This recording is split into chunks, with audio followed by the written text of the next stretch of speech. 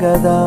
ఇదే కదా నీ కదా, ముగింపు లేనిదై సదా సాగదా.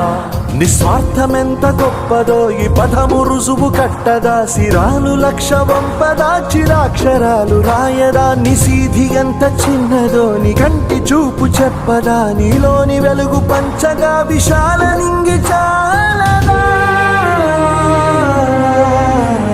మనుష్యులందు నీ కథ మహర్షిలాగా సాగదా. మనుష్యులందు నీ కథ మహర్షిలాగా సాగదా.